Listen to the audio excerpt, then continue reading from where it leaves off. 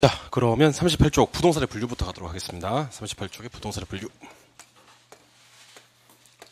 자, 지금부터 이제 우리 토지와 그 정착물 중에서 우리 정착물, 토지 정착물에 대해서는 설명을 드렸었고, 토지에 대해서 정리를 좀 할 건데, 토지에 들어가기 전에 우리 이제 1차 과목은 부동산학 개론과 민법이 있고요. 2차 과목에 가면 이제 첫 번째 나오는 게 중개사법이죠.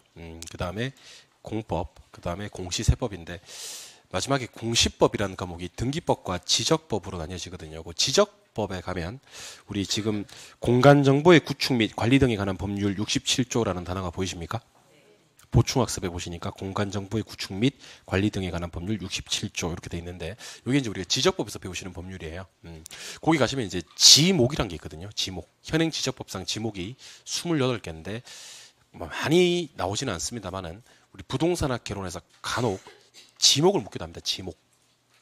두 번째는 그 지목이 직접적으로 시험에 출제되지 않는다 하더라도요, 지목은 알고 계셔야 될 것 같아요. 그래서 공간정보의 구축 및 관리 등에 관한 법률 67조에 따른 지목에 대해서 소개를 좀 해드릴 겁니다. 지목. 현행 지적법상 지목은 28개가 있는데, 요거는 이제 나중에 지적법 시간에 배울 거기 때문에 쭉 한번 보시면 좋고요. 그 중에서 저는 10개, 한 11개 정도 지목을 지금부터 소개를 해드릴 겁니다. 10개나 11개 정도. 일단 전은 뭐겠어요? 전. 그렇겠죠. 답. 과수원. 과수원 뭐 과수원이지 뭐. 요게 지목이고요. 대라는 지목도 있어요. 대. 그 다음에 공장용지라는 지목도 있습니다. 대와 공장용지. 그 다음에 뭐 유지, 유지 뭐 국어부터 할까? 국어, 제방, 하천, 유지. 그 다음에 뭐 종교용지. 이런 지목들이 있어요. 그래서 하나, 둘, 셋, 넷, 다섯, 여섯, 일곱, 여덟, 아홉, 10개. 국어, 하천, 제방, 유지. 몇 개 더 했으면 좋겠는데. 하천, 유지, 국어, 유지. 종교, 사작지. 이렇게 11개가 이제 지목인데요. 전답 과수원까지를 갖다 우리는 뭐라 부르냐면 농지라고 불러요. 농지. 이 농지의 종류 3가지 얘기해 봐요. 그러면 전답 과수원 이렇게 하시면 되고요. 택지라는 땅이 있는데, 택지는 건축이 가능한 토지를 말합니다. 건축이 가능한 토지는 통상 3가지 얘기하거든요. 주상공. 근데 대위에다가 주택하고 상가를 지을 수 있어요. 근데 공장용지는 당연히 공이 되겠지. 그래서 이해를 하실 때 이렇게 이해하시면 좋을 것 같아요. 택지와 관련되는 용도 3가지를 얘기해봐라. 그러면 주상공 하시면 되고요. 택지와 관련되는 지목 2가지를 얘기해봐라. 그러면 대하고 공장용지가 되는 겁니다. 참고로 공장용지는 다 얘기하지 않고 전부 다 앞글자 다른데, 지목 28개 중에서 4개만 두 번째 글자를 따는 게 있거든요. 그거는 나중에 지적법 시간에 배우도록 하고, 장이라는 공장용지는 공업지를 지을 수가 있는 거예요. 공장을 지을 수 있는 용도의 지목입니다. 그 다음에 국어는 이제 우리 뭐 댐이나 호수에 연결되는 소규모 수로 부지를 얘기하는 건데, 나중에 한번 읽어보세요. 국어. 제방은 뭐 방조제나 방파제, 방사제 이런 것들을 위에 있는 땅을, 밑에 있는 땅을 제방이라고 하고요. 하천은 뭐 말 그대로 하천이고, 유지는 저수지, 호수를 밑에 있는 토지를 유지라고 부릅니다. 성당 짓고 교회 짓고 사찰 짓고 하는 토지를 종교용지 그러고요. 문화재를 나타내는 지목이 사적지가 됩니다. 그래서 한번 다시 한번 해볼까요? 농지를 나타내는 지목 3개, 택지를 나타내는 지목 2개, 소규모 수로부지 연결되는 거, 방조제, 방파제, 하천이 뭐 하천 하시면 되고, 호수, 저수지 같은 거, 교회, 성당, 사찰, 문화재, 그 정도 하시면 되고. 참고로 우리 저수지라는 지목 본 적 있어요? 없어요? 없죠. 저수지는 지목이 아닙니다. 그걸 나타내는 지목은 뭐? 유지. 사찰용지라는 지목을 본 적이 있어요? 없어요? 사찰용지는 지목이 아닙니다. 이걸 뭐라고 한다? 종교용지. 이렇게 얘기를 해주셔야 됩니다. 알겠죠? 예. 그래서 제가 체크는 좀 해드릴게요. 38쪽으로 가시니까 38쪽 공간정보의 구축 및 관리 등에 관한 법률 67조에 따른 지목 28개라고 되어 있습니까? 예. 일단 1, 2, 3은 묶으셔야 될 것 같아요. 1, 2, 3. 1, 2, 3 묶으시고 앞에다가 농지 써주세요. 농지. 써두셨나요? 예. 8번과 9번 묶으시고 앞에다 써주세요. 택지 쓰셨나요? 예. 그럼 오른쪽 페이지로 가셔서 지금부터는 밑줄만 그어봅니다. 16번 제방. 다 한번 읽어보셔야 돼요. 예. 17번 하천. 그 밑에 18번 국어. 그 다음에 19번 유지. 쭉 내려오세요. 쭉 내려와서 25번 종교용지.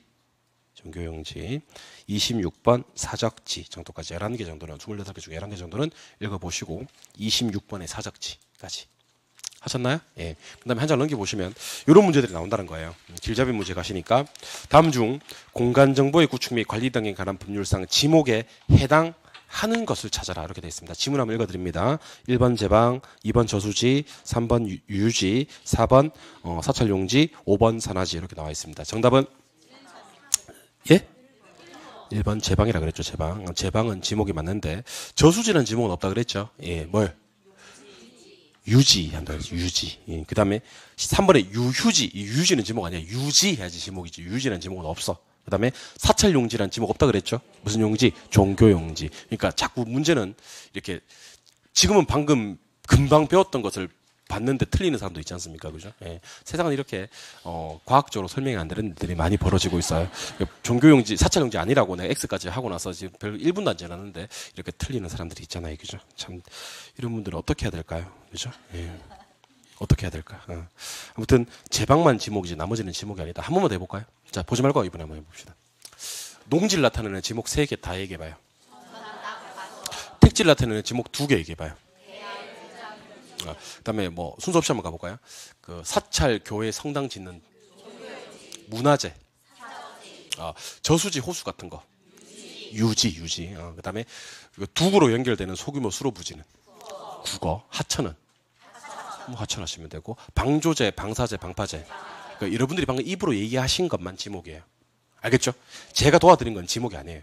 여러분들이 입으로 얘기하신 거, 뭐 전답과 수원, 대공장용지, 국어제방, 하천유지, 종교용지, 사적지 이런 것들만 지목이고 나머지는 지목이 아니라는 거. 그러니까 지목에 따른 분류와 지목에 따른 분류가 아닌 것들을 다 따로따로 기억을 해주시기 바랍니다. 알겠죠? 예, 이거는 가볍게 보시고 지금은 이제 우리가 뭐를 볼 거냐면 감정평가상 토지의 분류를 한번 보도록 하겠습니다. 감정평가상 토지의 분류를 볼 건데 일단 칠판 한번 보시죠.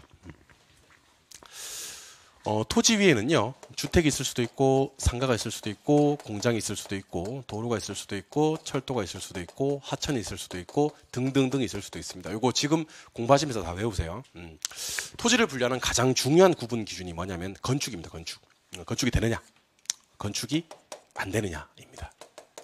이때, 건축이 되는 토지를 부르는 말이 있어요. 건축이 되는 땅. 그러니까 건축이 되느냐 안 되느냐는 토지를 분류하는 가장 중요한 구분 기준이기 때문에 건축이 되는 땅을 부르는 말을 우리는 택지라 그래요. 택지. 근데 건축법에서는 이 택지를 뭐라고 부르냐면 대지라고 부릅니다. 대가 아니고 대지라고 합니다. 근데 대지라는 용어는 우리 부동산 학에서는 많이 쓰는 용어가 아니에요. 그냥 우리는 앞으로 건축이 되는 땅은 뭐고? 택지고. 종류는 몇 개 있다? 3개. 뭐 있다? 주상공. 이렇게 얘기할 수 있으면 돼요. 택지는 뭐가 가능하다? 건축. 종류는 3개 뭐야? 주상공. 이때 이걸 받고 건축이 안 되는 땅까지 모두 부르는 말을 갖다 우리 뭐라 부르냐면 이걸 갖다 부지라고 하는 거예요. 근데 제가 방금 또 뭐라 그랬냐면 받고 했어요. 그래서 여러분들 절대로 이렇게 하시면 안 돼요. 건축이 되는 땅은 택지고 건축이 안 되는 땅은 부지고 그러면 절단 나는겨. 아주 그냥 절단 나는겨. 건축이 되는 땅은 택지고 건축이 되는 땅을 받고 건축이 안 되는 땅까지를 부지라고 하는 겁니다. 그럼 부지는 다 되는 거예요? 예, 부지는 다 되는 거예요. 되는 땅도 부지고 안 되는 땅도 부지고 택지는 되는 땅만 택지고. 그래서 여러분들 제가 지금 하는 말이 온지 엑스인지 얘기해봐요. 주택부지, 상가부지, 공장부지, 도로부지, 철도부지, 하천부지. 그 되냐고 안 되냐고? 돼요. 그런데 택지는요. 주택택지, 상가택지, 공장택지까지만 돼요. 도로택지, 철도택지, 하천택지는 있을 수가 없는 말이 됩니다. 근데 우리 방금 전에 또 약간 겁이 나긴 하는데요. 지목 배웠어요? 안 배웠어요? 배웠어요? 예. 주상까지 부르는 지목이 뭐예요? 대 기억나세요? 대? 그럼 여러분들 대는 뭐까지? 주상까지. 택지는 주상 공까지. 주상공을 받고 건축이 안 되는 토지를 합쳐서 뭐라고 한다? 부지. 그래서 요거는 포함 관계가 성립되는 거예요. 주상까지. 주상공까지. 그걸 받고 건축이 안 되는 땅까지. 근데 여기서 제가 제일 중요한 구분 기준은 건축이 되느냐 안 되느냐라 그랬잖아요. 자, 그러면 제가 지금 여러분들한테 뭘 소개해 드릴 거냐면 한계지란 땅을 소개해 드릴 거예요. 물론 한계지는 의미가 두 가지가 있습니다. 여기서 말하는 한계지는 도시토지 한계지고요. 우리가 저 뒤에 가시면 농촌토지 한계지라는 것도 배우시게 되는데 일단은 지금은 도시토지 한계지만 배울 겁니다. 도시토지 한계지는 택지 이용의 최원방권상의 토지다 그렇게 얘기를 합니다. 택지 이용의 원방권상의 토지다. 그렇게 얘기를 해요.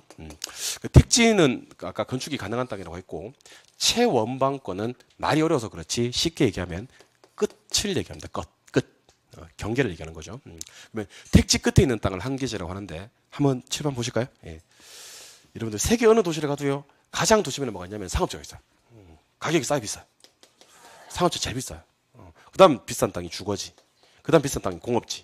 그 다음 비싼 땅이 농업지. 이렇게 가는 겁니다. 그래서 토지 이용의 양태라고 하거든요. 토지 이용이 이루어지는 순서. 상주 공동 순서고요. 이것은 정확히 땅값이 비싼, 지가가 비싼 순서와도 정확히 일치합니다. 그래서 그 집에 그 어르신들 중에서 땅을 좀 가지고 있는 어르신이 있다.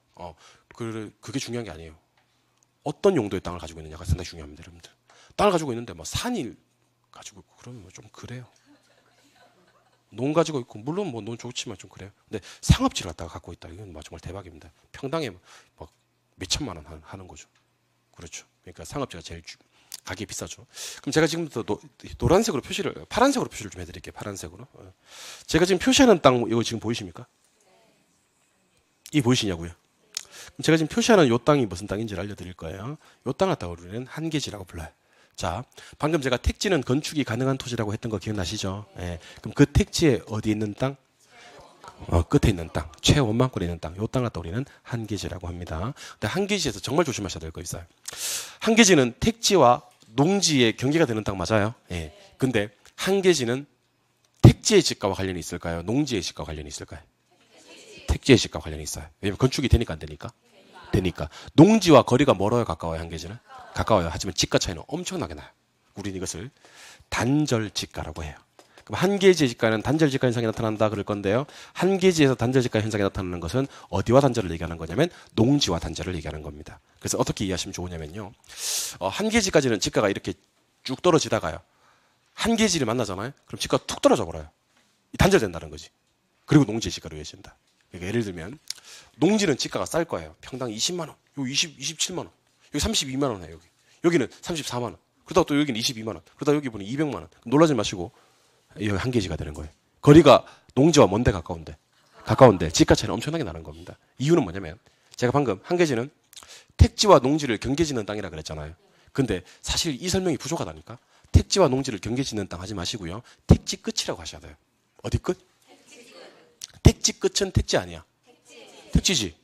그럼 한계지는 건축이 되고 한계지를 넘어서자마자 건축이 안 되는 거예요. 건축이 되는 땅의 한계를 나타내는 거기 때문에 지가는 바로 옆에 있는 농지와 엄청나게 크다는 겁니다. 그래서 마치 비유를 하자면 이런 비유가 좋을 것 같아요. 여러분들 우리 그런 얘기 많이 하잖아요. 나는 용꼬리가 되기보다는 뱀 대가리가 될래. 뭐 그런 얘기 하잖아요. 그죠? 한계지는 용꼬리입니다. 용꼬리. 농지에서 제일 비싼 땅이 뱀 대가리고요. 그럼 한계지는요. 용이야 뱀이야. 용 꼬리에 있지만 용이라고. 그럼 용 날 때 같이 날아 못 날아? 날아. 하지만 뱀 대가리는 절대로 못 난다니까. 이해하셨어요? 한계지는 용꼬리 정도 생각하시면 좋을 것 같아요. 용꼬리. 절대로 뱀 대가리가 아니라는 겁니다. 무슨 말인지 아시겠죠? 예, 그래서 한계지는 농지와는 지가 차이가 엄청나게 큰 단절지가 현상이 나타나고 택지의 지가와 깊은 관련이 있다. 기억해 주시기 바랍니다. 두 번째, 집안 보시죠. 우리가 토지를 분류할 때 택지지역, 농지지역, 임지지역 이렇게 분류하는 게 가장 일반적인 분류거든요. 택지, 농지, 임지 이렇게 분류하는 것을 토지의 대분류 그래. 택지 안에는 제가 주상공이 있다고 했던 거 기억나세요? 이런 걸 갖다 우리는 소분류 그래요. 저랑 여러분들이랑 토지를 분류할 때 대분류와 소분류를 할 수 있었으면 좋겠습니다. 토지를 대분류하면 택지, 농지, 임지가 있는 거고요. 택지 안에는 택지, 농지, 임지가 있는 거고 택지 안에는 주상공, 농지 안에는 전답과수원이 있다고 그랬어요. 기억나시죠? 예, 전답과수원. 임지 안에는 용재림 지역과 신탈림 지역이 있는데 이거 시험에 안 나와요. 임지만 시험에 안 나와. 그래서 참고로 말씀드리면 목재로 쓰는 나무를 용재림이라 그래. 침대 만들고 우리 건축 자재로 쓰고 이런 나무들은 전부 다 용재림 그럽니다. 알겠죠? 예. 땔감으로 쓰는 나무를 탄이라 그래. 탄. 신탈림 그럽니다. 뭔 말인지 알겠죠? 예. 땔감 쓰는 나무 신탈림. 목재로 쓰는 나무 용재림. 그래서 요 분류를 갖다 여러분들이랑 할 수 있어야 되는데 분류할 때 저랑은 이렇게 약속을 했으면 좋겠어요. 세로 분류. 토지의 세로 분류와 토지의 가로 분류 이렇게 했으면 좋겠어요. 토지를 분류할 때 세로 분류와 가로 분류로 할 수 있었으면 좋겠습니다. 자, 엄지 손가락 한번 꺼내볼래요? 자, 택지, 농지, 임지 해봐요. 자, 택지 안에 뭐 있다 그랬어요? 주상공, 농지 안에 전답과 임지 안에 용신, 이렇게 용재림, 신탈림 이렇게 있습니다. 요 분류를 할 수 있어야 됩니다. 자, 근데 토지는 용도가 다양해요. 용도가 다양하기 때문에 얼마든지 용도 전환이 일어날 수 있다는 거예요. 그래서 농지로 사용되던 땅이 얼마든지 택지로 용도 전환될 수가 있고요. 두 번째, 주거지로 사용되던 땅이 얼마든지 상업지로 사용될 수가 있습니다. 자, 근데 이때 농지가 택지로 전환되면 이 땅을 택지라고 부르면 돼요. 이제 주거지가 상업지로 전환되면 이 땅을 상업지라고 부르면 되고요. 근데 농지가 택지로, 주거지가 상업지로 전환될 때는요, 시간이 엄청나게 걸려요. 시간이 엄청나게 걸린다. 그러면 농지가 택지로, 주거지가 상업지로 전환되고 있는 과정일 때 부르는 말이 필요하다는 거예요. 과정. 영어로는 ing, 진행 중이라는 얘기지. 한자로는 진행 중, 이렇게 보시면 됩니다. 자, 이때는요, 일단 농지라고 부르면 안 됩니다. 농지를 이미 떠났거든요. 두 번째는 택지라고 부르면 안 됩니다. 아직 택지가 되지는 않았거든요. 이럴 때 애매한 상황일 때 부르는 말이 있어요. 조금 긴데 다 들어보세요. 이럴 때는 뭐라 부르냐면 원래 농지였는데 장차 택지가 될 후보지다 이렇게 불러요. 줄여서 택지 후보지다라고 불러요. 더 줄여서 후보지라고 불러요. 이 후보지. 물론 택지가 될 후보지가 되는 거지. 두 번째 토지는 뭐라 부르냐면, 이것도 좀 긴데 잘 들어보세요. 원래는 주거지였는데 장차 상업지가 될 이행지다라고 불러요. 이행지. 그럼 여러분 눈치 깠죠? 어떨 때 후보지라고 하냐면 세로가 바뀌면 후보지라 그래요. 어떨 때 이행지라고 하냐면 가로가 바뀌면 이행지라고 하고. 그래서 요렇게 바뀌는 땅은 후보지라고 하고요. 요렇게 바뀌는 땅은 이행지라고 합니다. 사실 논의 편의상 제가 요렇게 얘기를 했지만 세로 화살 표시는요, 밑으로 오는 화살 표시는 잘 없어요. 그러니까 택지가 농지가 되고 농지가 임지가 되는 경우는 없어, 사실은. 그러니까 이것도 후보지이기 때문에 제가 후보지라고 한 것일 뿐이지, 후보지는 사실은 아래에서 위로만 가요. 어디에서 어디로? 임지에서 농지로, 농지에서 택지로. 혹시 임지에서요, 농지 안 거치고 임지에서 바로 택지 되잖아요. 그러면 대박 나는 겁니다. 그때는 토목이 들어가야 되겠지. 아무튼 임지에서 농지를 거치고 농지에서 택지로 오는 게 일반적이고, 임지에서 혹시 농지를 안 거치고 임지에서 택지로 가잖아요. 그러면 대박 나는 겁니다. 부자 되는 거예요. 대박 나는 거지. 부자는 일단 다음에 한번 자세하게 살펴보도록 하고요. 일단 세로가 바뀌면 뭐다? 후보지. 가로가 바뀌면? 근데 안타깝게도요, 시험에서는 세로가 바뀐다, 가로가 바뀐다 이렇게 나오지는 않습니다. 시험 이렇게 나옵니다. 자, 따라해보세요. 택지, 농지, 임지, 상호간. 자, 택지, 농지, 임지, 상호간에 바뀐다는 말이 나오면 이게 후보지예요. 느낌 맞죠? 택지, 농지, 임지, 상호간에 바뀐다는 말은 이렇게 바뀐다는 얘기 맞지? 근데 혹시 자, 또 따라해봐요. 택지, 농지, 임지, 내에서. 내에서. 택지, 농지, 임지, 내에서 바뀐다는 말이 나오면 이행지가 되는 거예요.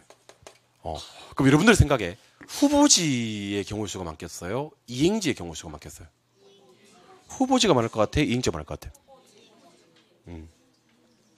정답 공개합니다. 정답은요, 후보지가 훨씬 많습니다, 여러분들. 후보지가 훨씬 많습니다. 자, 이행지 보여드립니다. 이거 가고 이거 가면 이행지라 그랬지? 요거 가고 요거 가면 이행지라 그랬지? 요거 가면 이행지. 요거 가면 이행지. 요거 가면 이행지. 요거 가면 요거 가면. 근데 왜 후보지가 많은지 알려드릴까요? 자, 보세요. 얘가 이렇게 가는 경우 있어, 없어? 있지. 얘가 이렇게 가는 경우 있지. 자, 전이 공으로 가면 후보지야, 이행지야? 후보지죠. 왜 후보지냐면 전은 뭐고 공은, 그러면 전이 공으로 가는 건 농지가 택지로 간다는 얘기잖아. 아니, 그걸 차지하고라도 전이 공으로 가는 건 세로야, 가로야? 이게 살짝 누워서 이게 가로인가, 이게? 요거 여러분들 요거 세로잖아. 그럼 자, 보세요. 이행지는요, 요래밖에 없고요, 사실은. 후보지는 지금도 후보지 공개합니다. 요래가 다 후보지라고. 후보지가 훨씬 많습니다, 여러분들. 그 경우의 수를 따졌을 때 후보지가 훨씬 많기 때문에 시험에서는 사실은 후보지를 좀 더 많이 내는 경향은 있어요. 한 7대3 정도 비중으로 이행지보다는 후보지를 훨씬 많이 내는데, 중요한 건 택지, 농지, 임지까지가 지문이 같다는 거예요. 그래서 여러분들 택지, 농지, 임지까지만 듣고 덥석 후보지 하다가 장렬히 잔사합니다. 택지, 농지, 임지가 중요한 게 아니고 택지, 농지, 임지 뒤에 나오는 단어가 중요한 거예요. 택지, 농지, 임지 상호간에 전환이 된다, 그럼 무슨지? 후보지. 택지, 농지, 임지 내에서 전환이 된다, 그러면? 그래서 여러분들 머릿속에 세로 분류와 가로 분류가 있어야 됩니다. 다시 세로로 분류하면 토지를 어떻게 해요? 택지, 농지, 임지. 가로로 분류하면 택지 안에 주상공, 농지 안에 전답과, 임지 안에 용신. 용신이 있긴 한데 임지는 시험에 안 나온다니까. 안 나오니까. 어쨌든 택지, 농지, 임지 상호간에 전환이 되면 무슨지? 후보지. 그 다음에 내에서 전환이 되면 두 번째, 이 후보지와 이행지를 감정평가한다고 하잖아요. 벌써 감정평가. 나중에는 뭐가 나오냐면 동일 수거권을 판정한다 그러거든요. 동일 수거권은 뒤에 가서 보도록 하고요. 지금은 감정평가한다고 얘기를 해보겠습니다. 질문. 후보지와 이행지는 지금 용도전환 전입니까? 용도전환 과정입니까? 용도전환 후입니까? 과정이죠. 근데 이런 땅을 감정평가 맡기잖아요. 그러면요, 평가사가 된다고 보고 평가해요. 과정으로 평가하지 않고. 그러니까 된다고 보고 평가를 한다는 거예요. 그럼 전환 전으로 전환 후로. 후로 평가하는 게 원칙입니다. 원칙입니다. 근데 예외적으로 이런 말을 써요. 성숙도가 낮다라는 말을 써요. 성숙도가 낮다. 그리고 이행이나 전환의 속도가 완만하다라는 말을 써요. 이때는 예외적으로 용도 전환 전으로 동일 수거권을 판정하기도 합니다. 근데 안타깝게도 시험에서는 원칙적으로 예외적으로 이렇게 나오지는 않습니다. 그럼 시험에 어떻게 나오는데? 그냥 후보지와 이행지의 동일 수거를 어떻게 판정하는데 이렇게만 나와요. 그럼 뭐야? 후지. 그러니까 여러분 아무 말이 없으면 전환 후야. 시험에서 원칙은요. 원칙적으로 그러지 않아. 아무 말이 없으면 원칙이야. 원래 그래. 알겠어요? 아무 말이 없으면 원칙이야. 그러면 후보지와 이행지는 감정평가할 때 전환 전이야, 전환 후야? 전환 후야. 그래서 원칙적으로 이 얘기 해야죠. 그런 얘기 안 한다고 시험에서도. 근데 이렇게 나옵니다. 성숙도가 낮거나 완만한 후보지, 성숙도가 낮거나 완만한 이행지의 감정평가를 어떻게 합니까? 그러면 그때만 전환 전. 시험에서는 원칙이라든지 예외란 말이 나오고 안 나오고?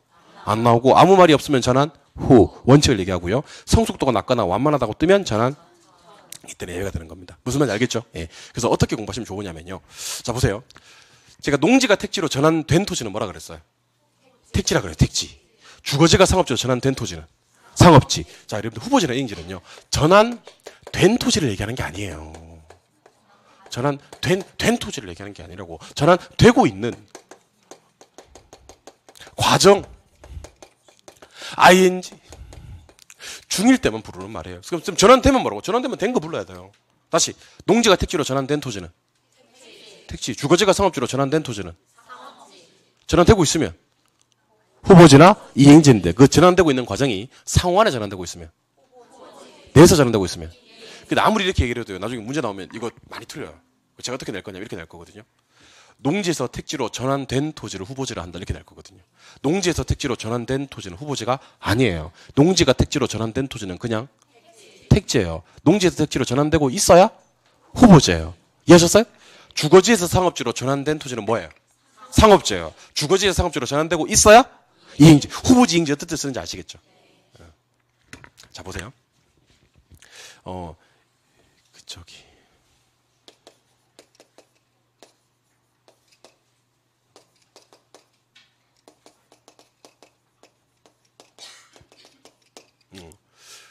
현재 우리나라 대통령이 누군지 아시죠? 예. 자, 그러면, 자, 보세요. 요 분이, 이분이 되었잖아요. 그럼 이제는 이 사람을 이렇게 대통령 그래야 돼요. 알겠죠? 근데 이게 이 사람이 대통령 됐는데, 아직까지 그 대통령 후보자 이렇게 얘기하면요. 이제 안기부에서 잡혀가는 거예요, 여러분들. 알겠죠? 그러니까 대통령 됐을 때는 뭐라고 한다? 대통령! 이렇게 얘기하고, 시계바늘을 갖다 우리 한 2년, 3년 전으로 거슬러 올라가 볼까요? 그럼 이 세 사람이 지금 대통령이 돼서 지금 막 오늘 유세하고 막 그러는 상황이에요. 그러면 되고 있어요? 된 거예요? 지금 되고 있죠? 그때는 이제 후보자, 후보지 하면 안 되지. 땅은 아니니까. 이때 후보자 이렇게 하는 거예요.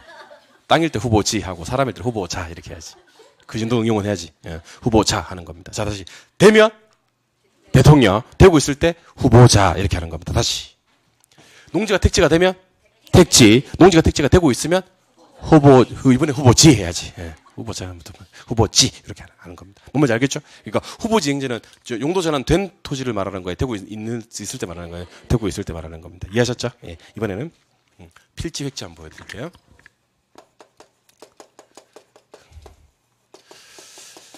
자, 하나의 지번이 붙는 토지의 등록 단위 그래도 되고요. 등기 단위 그래도 돼요. 등록 단위, 등기 단위 이런 걸 필지라고 하고 이거는 법적 개념이라 그래. 그에 반해서 이제 시험에 자주 나오죠. 가격 수준이 비슷한 일단의 토지를 획지라 그래요. 이거는 이제 경제적 개념의 토지라 그래요.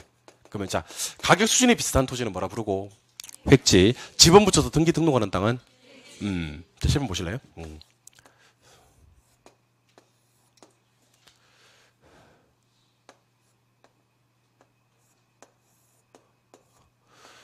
자, 여기가 이제 22번지 땅이고요. 23번지, 24번지, 25번지 땅. 그렇게 얘기를 할게요. 그러니까 이런 땅은 우리가 내필지라 그래, 내필지.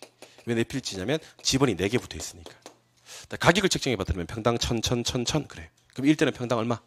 1,000만 원대. 하나 묶어 버릴까요? 1대는 평당 1,000만 원대니까. 예. 이거는 하나의 획지가 되는 겁니다. 여러분들 획지도 필요하겠어요, 안 필요하겠어요? 필요하겠죠, 그죠? 그러니까 여러분들 중개업자들은 사실은 획지 개념 상당히 많이 있습니다. 누가 의뢰인이 와서 이렇게 얘기를 합니다. 중개업 소문을 활짝 열고 내 땅 좀 사러 왔는데. 아, 그래. 그럼 여러분들 어떻게 해야 돼요? 지도 앞에 써야 되죠. 지도 앞에 딱 썼어. 자, 요 일대는 평당 얼마쯤 하고, 요 일대는 평당 얼마쯤 하고, 요 일대는 평당 얼마쯤 합니다. 처음에 접근할 때 획기로 접근하는 거예요. 그러니까 가격 수준에 비슷한 한 묶음씩 얘기를 해줘야 되는 겁니다. 이해하셨어요? 그리고 구체적으로 들어가면 이제 필지에 대한 얘기를 해야 되겠지. 22번지는 얼마고, 23번지는 얼마고, 이렇게. 이해하셨어요? 예. 그러니까 가격 수준이 비슷한 일단의 토지는 뭐라 부르고, 획지라 부르고, 지번을 붙여서 등기 등록을 한다면 필지라고 하는 겁니다. 자, 그럼 이런 경우도 있을 거예요. 여기 22번지 토지가 있는데, 22번지 토지가 있는데, 여기 상가 정문이고요. 상가 요 후문이에요. 점포가 4칸이 있는데, 가격이 같겠어요? 따르겠어요? 다르겠죠, 그죠? 예. 한번 따르죠. 예. 이 가격이 다 다르고, 이 가격이 제일 비싸겠죠? 가격이 제일 싸겠죠? 예. 그래서 몇 필지인데? 한 필지라 그래. 한 필지인데, 가격은 다 다르니까 4개의 획지가 되는 경우도 있다는 거예요. 이해하셨어요? 예. 심지어, 이것도 중요합니다. 한 필지마다 한 획지가 되는 경우도 있어요. 자, 22번지 앞에다 도로 한번 내볼게요. 도로. 22번지 도로 2개 물고 있습니다. 여기 뷰론 땅 평당 2천만 원. 참고로 도로 2개 물고 있는 땅을 우리는 각지라 그래. 각지. 코너 땅. 각지. 알겠죠? 예. 그래서 배운 사람들은 도로 2개 물고 있는 땅을 뭐라고 한다? 각지. 이렇게 얘기를 해요. 각지. 그래서 우리 더 이상 코너발이 하지 마시고 각지 해주시기 바랍니다. 누가 얘기를 하다가 각지 그런다. 저 부동산 공부 좀 한 사람이구나 라고 생각하시면 됩니다. 알겠죠? 예. 배운 사람들은 뭐 발이 이런 말을 많이 안 써요. 각지 땅 이렇게 얘기하면 코너 땅 2천만 원. 여기 도로 하나 물고 있어요. 평당 1,500. 24번지 도로 없습니다. 접속면이 전혀 없어요. 맹지라고 그래요. 뭔지? 맹지. 여러분들 우리 꽉 막혀 있는 사람을 맹한 사람이라 그러잖아요. 예. 꽉 막혀 있는 땅 맹지라고 합니다. 눈물 맹자 써서 맹지라고 합니다. 맹지는 그 가격이 싸요. 평당 500. 건축법상 허가를 안 내주는 땅입니다. 건축법상 허가 안 나는 땅을 뭐라고 한다? 맹지. 도로의 접속면은 있고 없고 그런 땅을 맹지. 가격은 쌉니다. 여러분들 혹시 포대란 얘기 들어보셨나요? 포대. 예, 자루. 이 자루 대자를 제가 한자로 한번 써볼게요. 자루 대자. 옷의자에다가 밑에 대자에다가 밑에 옷의자를 쓰면 돼요. 옷의자를 쓰면 자루 대자 쓰면 됩니다. 뭐 떨어졌어요? 과자 떨어졌어요. 또 떨어졌어요. 호떡 같은데? 호떡 맞죠? 맛있겠네. 예. 호떡 2개 떨어졌어요. 호떡 2개. 자, 오대자 같으면 이거 대자를 자루대자라 그래. 자루대자. 그래서 포대할 때 그 대자인데요. 자, 보세요. 토지 모양이 자루에 불룩하게 무언가를 담아 놓은 듯한 그런 모양의 토지예요. 이 땅은 맹지와 구분해야 될 게 도로의 접속면이 있다 없다? 있다. 하지만 토지 모양이 자루 모양의 토지이기 때문에 네모 반듯한 토지에 비해서 활용도가 많이 떨어지겠죠. 그래서 맹지보다는 싸게 비싸게. 맹지보다는 비싸게. 일반 네모 반듯한 토지보다는 가격이 싸게. 평당 한 900만 원 잡을까요? 예. 그럼 이런 땅을 갖다 우리가 대지라 그래. 대지. 그리고 요 대지를 시험에 낼 때는요. 항상 한자를 같이 줘요. 밑에 오대자가 들어가는 자루 대지. 그래서 대지와 맹지 한번 구분해 볼까? 도로의 좁은 접속면으로도 있으면 대지, 그런 접속면도 없으면 맹지. 허가 나는 땅은 대지, 허가 나는 땅은 맹지. 허가 나느냐 안 나느냐, 도로의 좁은 접속면이 있느냐 없느냐를 구분합니다. 그럴 때는 보세요. 2,000, 1,500, 500, 900이니까 필지마다 각기 다 다르죠. 그래서 한 필지마다 한 획지가 형성될 수도 있다. 참고로 필지 획지에서는 둘 다 면적 단위란 말이 떠서는 안 돼요. 면적 단위. 면적 단위가 떠서는 안 되는 게, 면적 단위는 우리가 제곱미터 씁니다. 제곱미터. 아시겠어요? 면적 단위는 뭐 쓴다? 제곱미터 씁니다. 면적 단위는 제곱미터. 참고로 여러분들 제곱미터 평으로 바꾸고 평을 제곱미터로 바꾸는 경우 알고 계십니까? 이걸 좀 아셔야 되는데. 예. 하여튼 알고 계셔야 됩니다. 알겠죠? 예. 다음에 합시다. 하여튼 뭐 3.3 하는 거 있지 않았습니까? 그죠? 이거 제가 아주 쉽게 하는 방법 알려드릴게요. 나중에. 예. 쉽게 하는. 자, 됐어요. 예. 공부하고, 일단 공부할 거 하고. 이번에는 저랑 나지하고 건부지하고 한번 보여드릴게요.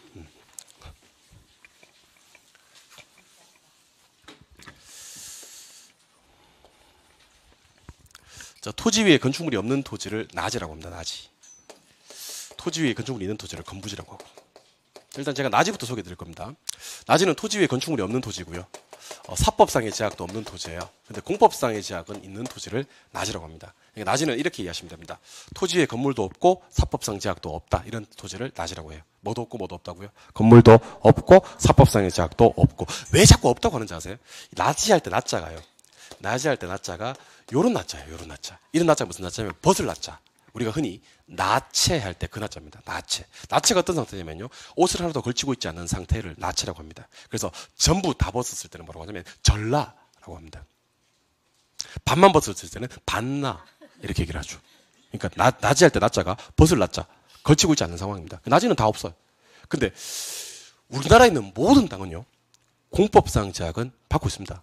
우리나라에 있는 우리나라 영토에 있는 땅은요. 공권력의 제한 안에 있는 땅들이라는 거죠. 그러니까 공법상의 제약을 안 받는 땅은 없어요. 그래서 절대로 공법상 제약은 얘기할 필요가 없어요. 왜냐하면 공법상 제약은 무조건 받으니까. 그러니까 새삼스럽게 공법상 제약을 받는다는 얘기를 할 필요가 없다고. 근데 나지는 왜 공법상 제약을 받는다는 얘기를 했을까? 혹시 벗다가 저것마저 벗어버릴까봐 그러는 거예요. 예를 들면 이렇게 나오는 거지. 나지는 토지의 건축물이 없는 토지로서 공법상 제약을 받지 않는 토지다. OX. 그러니까 공법상 제약을 받지 않는이란 말은 우리 시험 지문에 떠서는 안 되는 지문이에요. 공법상 제약은 무조건 받으니까. 그래서 이해하기 쉬운 방법은요. 이렇게 하는 게 좋을 것 같아. 아무리 낮이라도 뭐는 있다? 공법상의 제약은 있다. 공법상의 제약을 안 받는 토지는 없으니까. 그러고 나서는 이제 마음 놓고 벗으셔도 돼요. 건물 있고 없고 사법상의 제약도 없고. 그러니까 공법상 제약을 받는다는 전제를 깔고 편하게 벗어버리면 됩니다. 참고로 우리 나대지라고 들어본 적 있나요? 나대지란 말을 실무에서는 훨씬 더 많이 쓰는데요. 나대지는요. 우리 앞에서 지목을 배우셨을 거예요. 지목을 배우셨죠? 지목 중에서 대라는 지목이 있었나요? 뭐 짓고 주택 짓고 상가 짓고. 장이란 지목이 있었나요? 뭐 짓고 공장 짓고. 그럼 잘 들으셔야 됩니다. 토지 위에 건물이 없고 지목이 대일 때만 나대지라고 할 수 있어요. 알겠어요? 그러니까 토지 위에 건물이 없고 지목이 대일 때만 나대지 하는 거예요. 근데 토지 위에 건물이 없는데 지목이 장이야. 그럼 나대지라고 하면 안 되는 거예요. 걔는 나장지라고 해야 되는데 나장지라는 말을 원래 잘 안 써요. 잘 안 쓰는데 적어도 그런 땅은 나지라고 해야 되지 나대지라고 해서는 안 된다는 겁니다. 그래서 우리 신문 광고 같은 거 보면 한 번씩 이런 광고들이 있어요. 공장 나대지 200평. 잘못된 말이에요. 공장 나대지일 수가 없어요. 아무튼 잘못된 말입니다. 그럼 그 사람은 공인중개사 자격증을 땄음에도 불구하고 왜 그렇게 잘못된 광고를 내고 있느냐? 개론 선생을 잘못 만나서 벌어지는 일이에요. 개론 선생을 잘못 만나다 보니까 공장 나대지 좀 배운 사람들이 봤을 때는 참 기가 막힌 얘기죠. 나지면서 지목이 장일 건데 그 땅은 공장인 것 같으면 그러면 공장 나장지라고 그렇게 안 낼 거면 그냥 나지라고 해야 됩니다. 나대지라고 해서는 안 되지. 무슨 말인지 알겠죠? 그럼 나지가 커요? 나대지가 커요? 나지가 훨씬 큰 개념이에요. 건물만 없으면 뭐고? 나지고 그 중에서 지목이 대인 땅만 그 중에서 나대지라고 부르는 겁니다. 뭔 말인지 알겠죠? 예, 다시 건물 없는 땅. 사법상의 제약이 있고 없고 공법상의 제약은 있고. 그럼 건물이 이미 들어서 있는 땅은 건부지라고 하는데 다시 한번 보세요. 통상적으로 누가 활용도가 많냐면요. 나지가 활용도가 많아요. 나지가 활용도가 많아. 그래서 가격은 누가 비싸냐면 나지가 비싸요. 나지가 요거 1억이면 요거 8천밖에 안 해. 예를 드는 겁니다. 그럼 건물값 7천 잡을까요? 7천 잡을게요. 자, 보세요. 이거 토지 얼마죠, 이거? 1억. 요거 토지와 건물 합치면 얼마? 1억 5천. 그럼 시험에서 나지가 비싸요? 복합부동산이 비싸요? 라고 시험에 절대로 나오지 않는다는 거예요. 그러니까 비교 대상이 얘는 땅이고 얘는 땅 위에 건물까지 있고 이렇게 비교하는 경우는 절대로 없다는 겁니다. 비교 기준이 다르잖아. 그럼 뭐를 물을 수 있냐면요. 땅값만은 얼마든지 물을 수 있어요. 나지. 땅의 가격. 건부. 땅의 가격. 땅값은 나지가 비싸요? 건부지가 비싸요? 이거 얼마예요? 이거 얼마예요? 8천. 그러니까 건물값 산입하지 않는 거예요. 땅값만 비교하는 거예요. 그러면 나지가 비싸다는 거예요. 근데 우리 촌스럽게 비싸다 하지 않아요. 이렇게 얘기해요. 읽어봐요. 증가라고 얘기를 해요. 그럼 건부지는 비싸요? 싸요? 싸요. 촌스럽게 싸다 하지 않아요. 감가라 그래요. 이해하셨어요? 자, 그럼 대답해 보세요. 뭐가 증가되고? 뭐를? 감가돼요. 나지 증가, 건부지 감가가 원칙이에요. 누가 비싸고? 누가 싼 게? 근데 한번 생각해 보세요. 비교 대상이 두 개밖에 없으면 한 놈만 얘기해 주면 되지 않나? 한 놈이 비싸다 그럼 나머지 한 놈은 싼 거고 한 놈이 싸다 그럼 나머지 한 놈은 비싼 거 아닌가? 그러면 기준을 한 놈만 잡아버리자는 거예요. 자, 근데 학원문 열고 나가보면 나지가 많아요? 건부지가 많아요? 그래서 기준을 건부지로 잡아요. 나지로 안 잡아요. 건부지를 기준으로 잡아요. 그러면 자, 보세요. 누가 건부지가 뭐한 게, 싼 게 원칙이다 하시면 돼요. 그래서 이걸 갖다 뭐라고 부르냐면 건부 강가라 그래요. 뭐야? 건부지가 싼 게 원칙인데 말이 너무 길어서 이걸 갖다가 지 빼요. 지 빼고 건부 강가 그래요. 뭐야? 건부지는 비싼 게 원칙이야, 싼 게 원칙이야? 싼 게 원칙이야. 건부지는 싼 게 원칙이야. 자, 그런데 원칙이 있다는 말은 예외도 있다는 얘기죠. 건부지가 증가되는 경우도 있어요. 증가되는 경우. 예외적으로. 자, 개발 제한 구역을 지정합니다. 개발 제한 구역. 그린벨트. 여러분들, 그린벨트 나중에 배우시게 될 건데요. 그린벨트는 신축이 안 돼요. 그럼 나지가 건부지보다 가격이 비쌌던 이유는 활용도가 많아서인데, 신축이 안 되면 뭐밖에 못하면 농사밖에 못 지어요. 얘는 농지예요, 그러면. 그 개발 제한 구역 안에서는. 얘는 이미 들어선 건물을 허물지는 않거든. 그럼 얘는 택지로 사용할 수 있어요. 농지가 비싸, 택지가 비싸. 그때는 예외적으로 건부 증가가 발생할 수도 있다는 얘기예요. 건부지가 나지보다 비싸질 수 있다는 예외. 하나 더 해볼까요?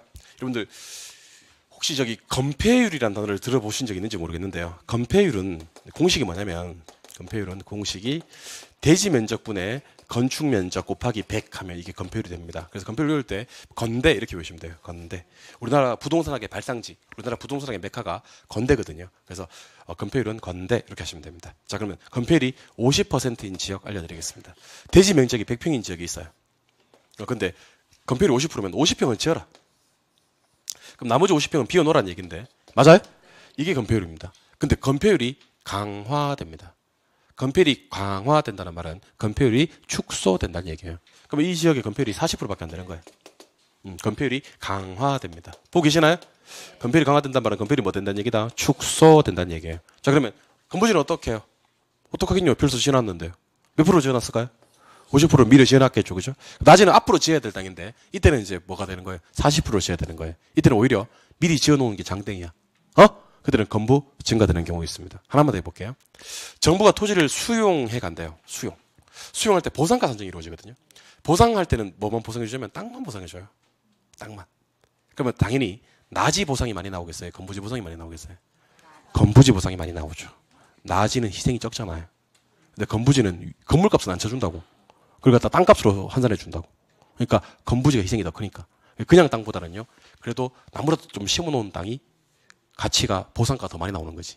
건물이라도 있으면 보상가 더 많이 나오는 거지. 그때는 오히려 뭐보다는 나지보다는 건부지가 증가되는 경우입니다. 그러니까 방금 제가 건부 증가되는 경우를 알려드렸는데 전부 다 정부가 개입한 경우예요. 맞나요? 그래서 규제를 완화한 경우인가요? 강화한 경우인가요? 규제를 강화하는 경우예요. 그래서 여러분들은 항상 머릿속에 이 생각하셔야 됩니다. 제가 건부 강가 원칙입니까? 건부 증가 원칙입니까? 이렇게 물을 거거든요. 그때 대답을 바로 할 수 있어야 되는데 시간이 한참 걸려요.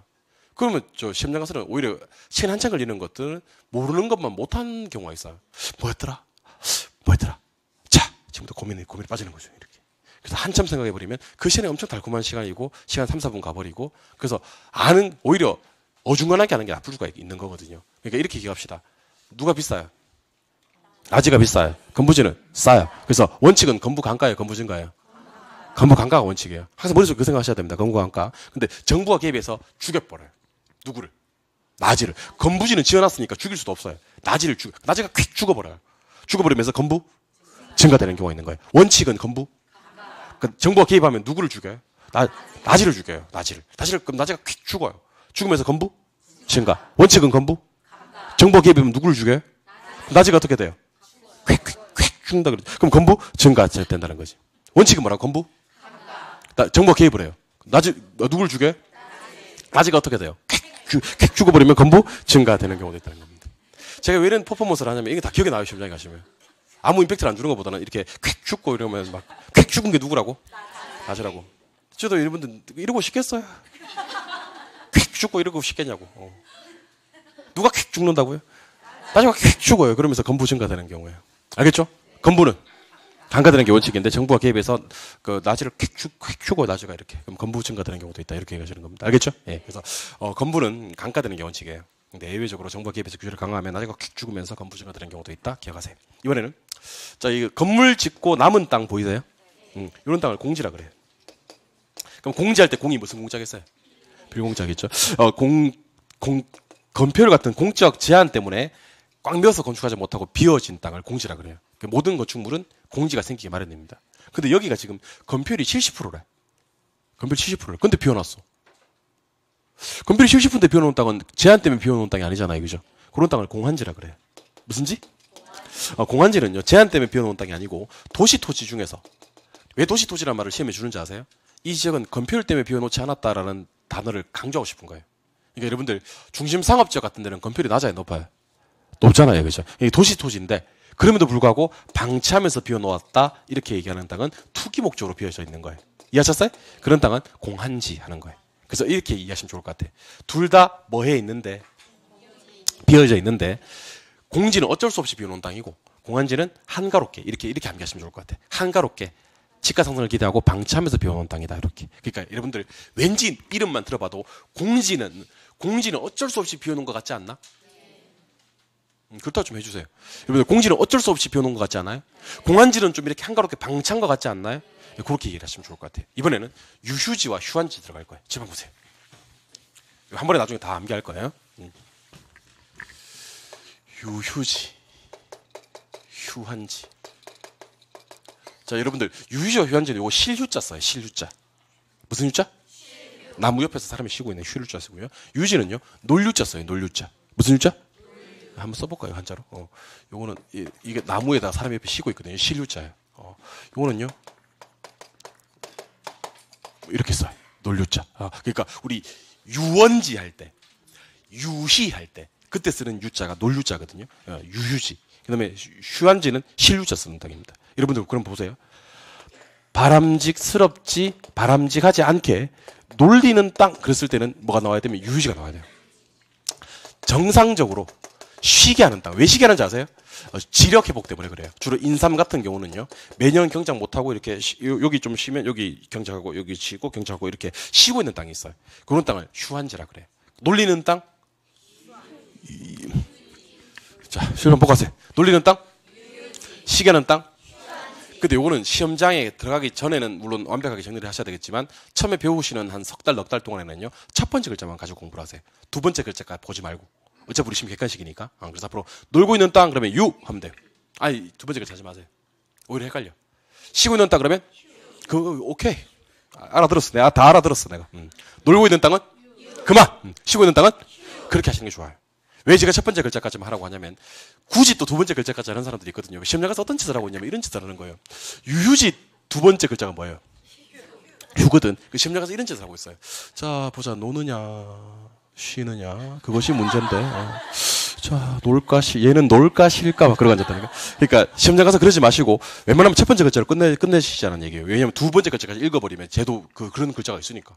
놀고 있는 땅은 유로 출발하고 쉬고 있는 땅은 휴로 출발한다. 이렇게 공부하시는 겁니다. 놀고 있는 땅, 쉬고 있는 땅 그렇게 하시면 됩니다. 이번에는 법집인지 갑니다. 법집인지. 자 법집인지 끝냅시다. 저 집에 가서 공부하지 마세요. 이거 지금 끝내드릴 거예요. 제가 집중하세요. 자지 말고. Are you sleeping? 자지 마요. 왜 자요? 하고 나서 자지 마요. 춥다 그래서 저 온도 좀 높이면 자고 또 자. 약간 공부는요 이렇게 안 좋은 환경에서 하는 게 맞아. 너무 좋은 환경에서는 배부르고 따뜻하고 이러면 자요. 약간 배고프고 춥고 이런 게 좋아요. 여기 지금 자면 입 돌아가겠는데 이런 생각이 들고 그래야지 안 자. 약간 위기의식을 느끼고 그래야지 안 자지. 자꾸 이렇게 환경이 좋으면 자. 자지 마요 여러분들. 알겠죠? 왜 자요? 자지 마요. 자, 법지는요. 법적 소유권은 있는데 이용 가치가 없는 땅을 법지라 그래요. 반대로 법적 소유권은 없는데 이용 가치가 있는 땅을 빈지라 그래요. 아시겠죠? 그래서 법적 소유권이 있느냐 이용 가치가 있느냐로 구분하는데 법적 소유권이 있는 곳에서는 이용 가치가 없고요. 법적 소유권이 없는 곳에서는 이용 가치가 있어요. 그거 따라해봐요. 법 있으면 법지? 법 없으면 빈지? 이용 가치는 반대?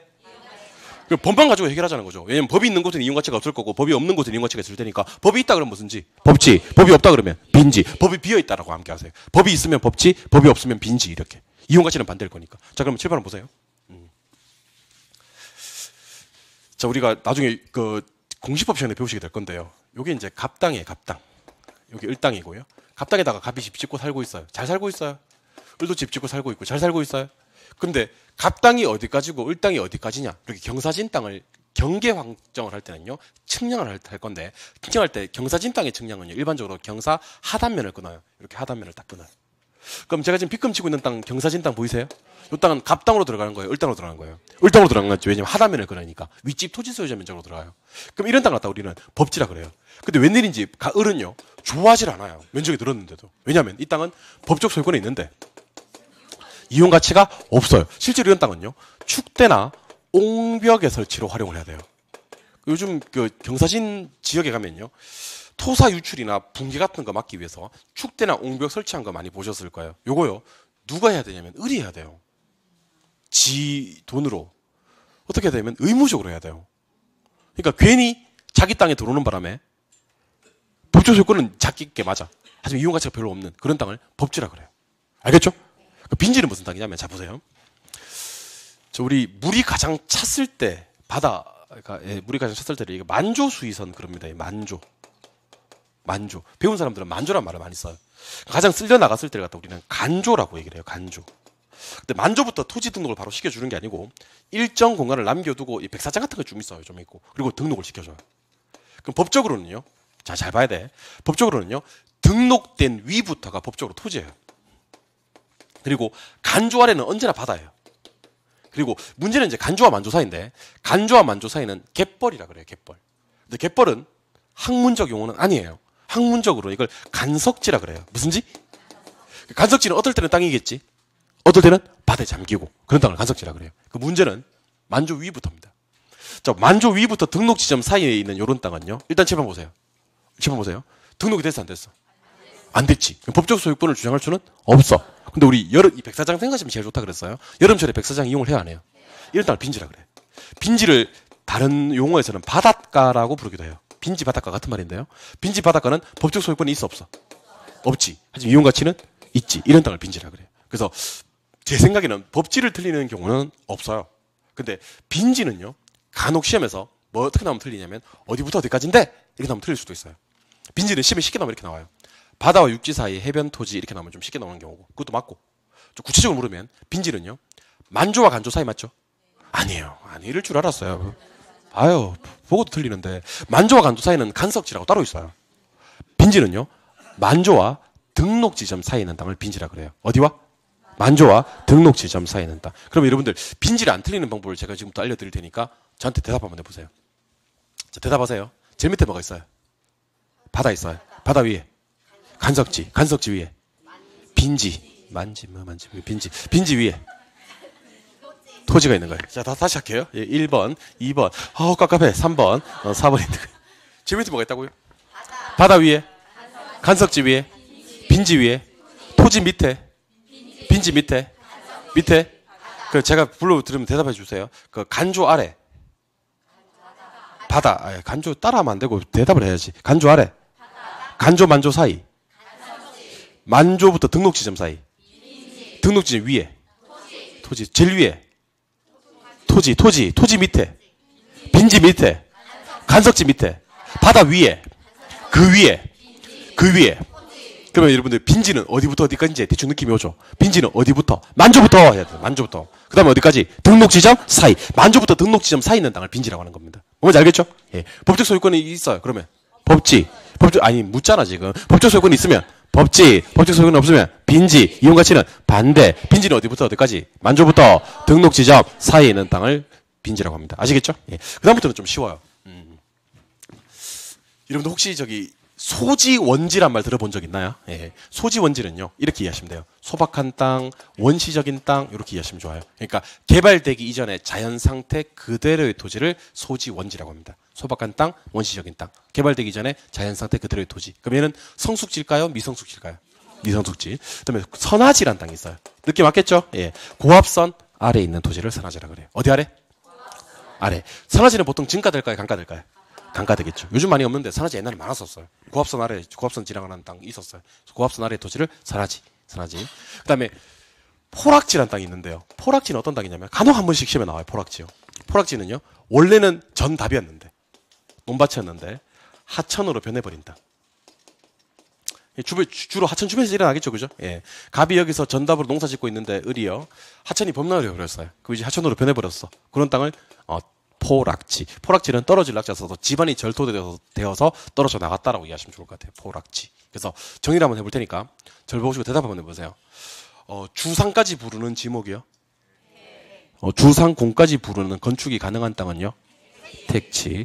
그거 받고 건축이 안 되는 땅까지는 부지. 세로로 토지를 분류합시다. 시작.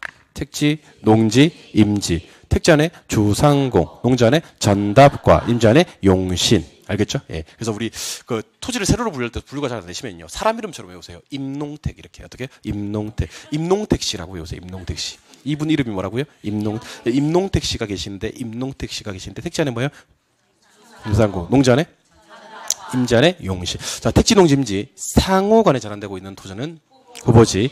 내에서 전환되고 있으면 이행지. 후보지 임지는 전환된 토지인가요? 되고 있는 토지인가요?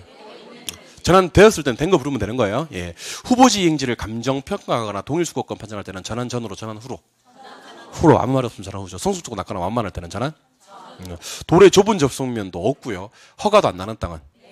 그런 좁은 접속면은 있고요. 허가는 나는 땅은. 대지할 때는 오대자 들어가는 자료 대자 쓴다 그랬죠. 예. 지번 붙여서 등기 등록하는 땅은. 필지. 가격 수준이 비싼 땅은. 핵지. 누가 면적 단위예요? 필지와 핵지 중 누가 면적 단위냐고. 둘 다 면적 단위는 아니에요. 면적 단위는 뭐 쓰죠? 제곱미터 쓴다 그랬습니다. 기억나시죠? 예. 이번에는 낮이요, 낮이. 낮이 건물요. 없어요. 사법이요. 없어요. 공법 있어요. 낮이면서 지목이 될 때만 대지라 그런다. 건물이 있으면요. 기준은 낮이에요, 건부지예요. 건부지 기준. 건부지는 증가대, 감가대. 감가. 근데 정부가 개입해서 규제를 강화해 버리면 낮이를 죽여버려요. 낮이가 퀵 죽어요. 그러면서 건부 증가되는 겁니다. 원칙은 건부 강간데 낮이가 퀵 죽으면서 건부 증가된다. 기억하셔야 됩니다. 예.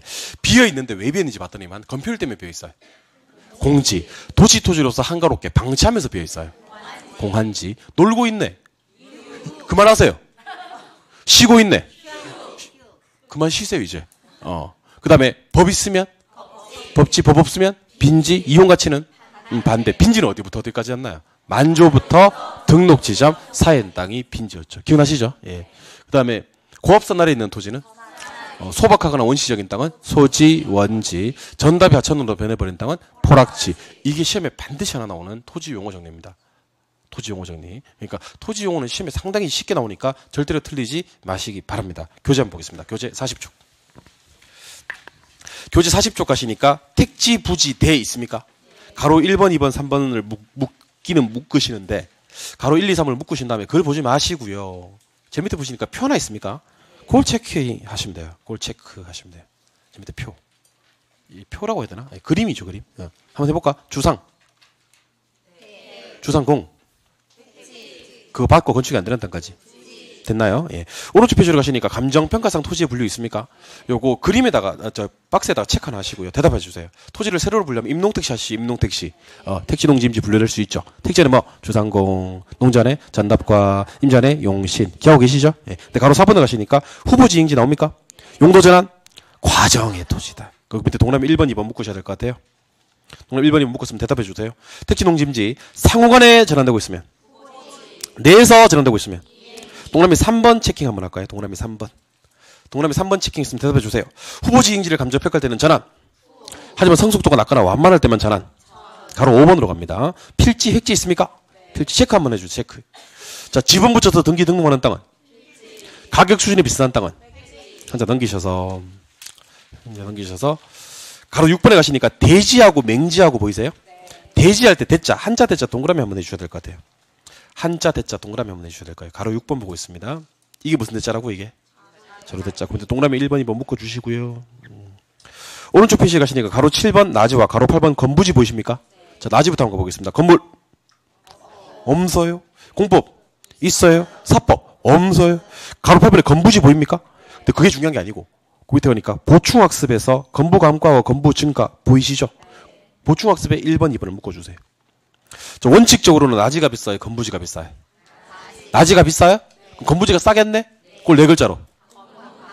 근데 정부가 개입해서 규제를 강화하는 경우 있잖아요. 그때는 누구 죽어?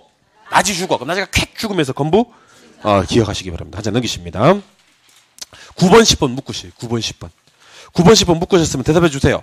건폐율 때문에 비어 있으면, 도시 토지인데 방치하면서 비어 있으면 11, 12번 묶어주세요. 11, 12번. 11, 12번 묶었으면 한자 동그라미 해주세요. 휴하고 유하고. 휴하고 유하고 묶었어요? 동그라미 했어요? 쉬고 있는 땅.